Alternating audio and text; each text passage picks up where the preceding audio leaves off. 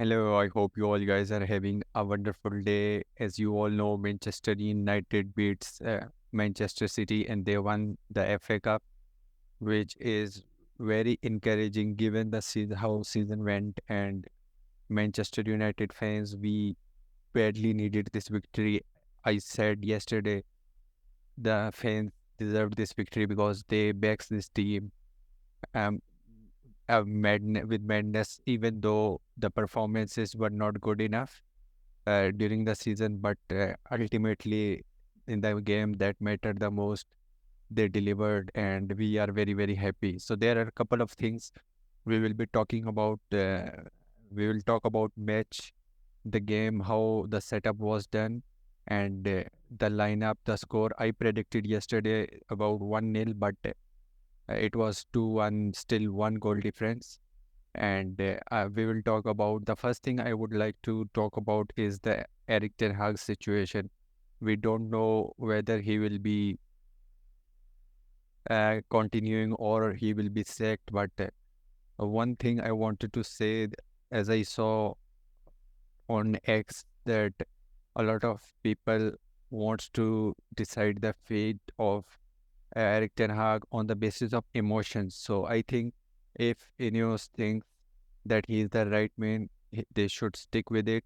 And if they think he is not the right man, then they should let him go regardless of this victory, because it is very important for them to make this decision, as it will have an impact or long-term impact on our transfers, on our strategy, on where we want to be in the next 3 years. So this will have an impact, and they have every right to appoint a new manager if they think Eric Ten Hag is not the good coach who can build the team, and they can definitely sack him, and they have every right to do it. And I am happy that there are footballing people who will make this decision, who will make this call, and not you. Before, we used to have accountant guys who used to make calls on the managers. So this is the one positive thing, and I think we should back Ineos whether they wants to sack the manager or whether they wants to continue with the manager, and we don't need to make the decision basis on the emotions. So in the game, I wanted to talk about the game. Everyone was up for it. They played brilliantly. We City couldn't do too much. They had the possession, but there is no trophy for the possession. Unfortunately, we cannot give any trophy to the Man City because they had the possession, but they were good. Man United were good. They defended resolutely. So I did a preview video highlighting the similar situations that we need to do, defending very well, very resolutely, and we need to closely protect the half spaces, and we did that. Kevin De Bruyne was out of the picture during his stay. Phil Foden was not. I couldn't see him creating too much things apart from one pass which he made, which was a clear scoring opportunity. And apart from that, I couldn't see anything from him as well. And Erling Haaland, we all know his general play is not too good, and this is it. And we had to defend well, and we defended well, and we won the game. Uh, we got a lucky goal. Full credit to Garnacho for putting pressure on the ball, and that was a mistake from goalkeeper who where he left his lane and went and come forward, and there was no communication between the defender and the goalkeeper, and the defender headed back, which fell in Garnacho's foot, and he scored the goal. The next goal was wonderful. It was Bruno. What a great pass by Bruno, and the finish by Kobe Menu. Wonderful. 10 out of 10 for that goal. And one thing which makes me happy is that 2 years ago we won the FA Cup, Youth FA Cup, and Alejandro Garnacho and Kobe Menu were the key members of that team, and now they won the game again, so which is a very much positive. I will share my screen and we will talk about the stats and the game.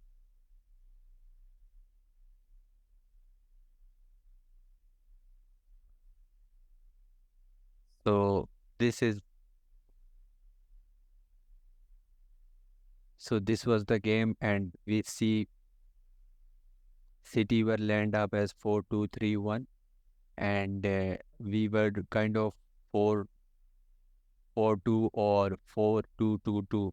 So that was our lineup, and honestly, when I saw this lineup, I I actually predicted this lineup, and but I said that Alejandro Garnacho will not play, but he played today and he was the difference.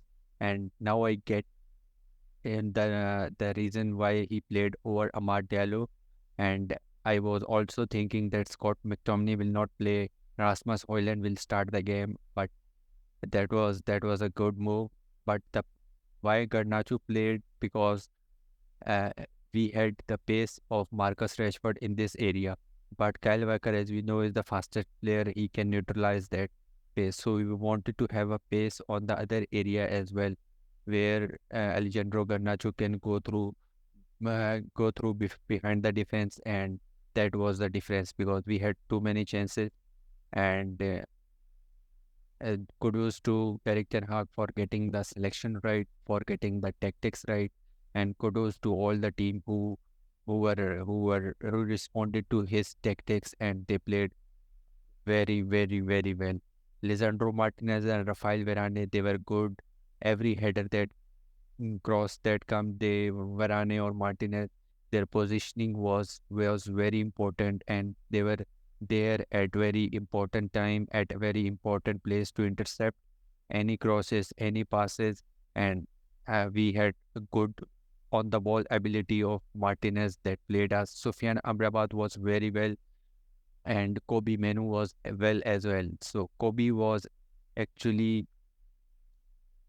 marking Phil Foden, and Amrabat was marking Rodri. So these are the half spaces. So they try to operate Phil Foden and De Bruyne. They both try to operate in these areas. But I said yesterday that we need to defend these areas, but they defended it very well. All the praise goes to Sufyan and Kobe. Sufyan covered too much ground, and he was very active in sensing the dangers, and that from where the dangers can come through, but he was shutting down every single opportunity that can come to the city's way. Same goes to Kobe. He was his positioning, his on the ball abilities were very pivotal to this game, and they closely marked these two guys, Phil Foden and Kevin De Bruyne, which actually neutralized their creative ability. And then City was in the whole game, they were moving the ball in these areas. They couldn't able to get to these places. So this was the tactical spot on Eric Ten Hag for his tactics, for his selection, and the reason that these selection and these tactics went his way. That's why we are praising that is football is a funny world. If it did not go into his way, then we were all Man United fan base would have been and having a go with him for starting Garnacho and Scott McTominay. And if we see the statistics, City had 74% of ball possession. They have won big chases. So that means if you have the ball, you and the team defends well, then you cannot do much with the ball. So they were just moving around ball, and then they were just able to create one big chances. We had two big chances. Shots they took 19. We have 11 shots, and we Onana made three saves, but the goal that we considered was clearly savable goal. He shouldn't have let his goal ball go into the net.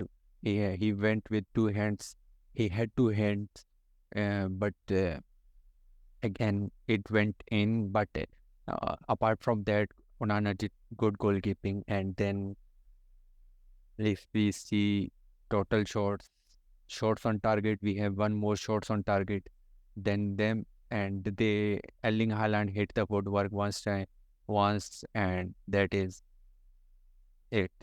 So that is not important, and this is it. We didn't have a natural left back. So special shout out to Aaron Wan-Bissaka. He was defending very well, and same goes for Diego Dalot because he was fantastic as well. Because Diego Dalot going forward and defending, he's absolutely the right back that we needed. And today Aaron Wan-Bissaka stepped up and he defended very well. So it was a team performance, very good performance. The tactics were spot on, the strategy was spot on, the selection was spot on, and the players responded to their manager. So congratulations again, well needed victory. I'm very happy. I was very tense during the match, or especially in the last 20 minutes. My heartbeat was too quick, and that is it. That is the end of the season. The season didn't went well, but it ended with a trophy, so it actually will be counted as a good season. Please keep subscribing the channel. We'll be posting the content regarding Man United or in general football matches. Thank you and have a nice day.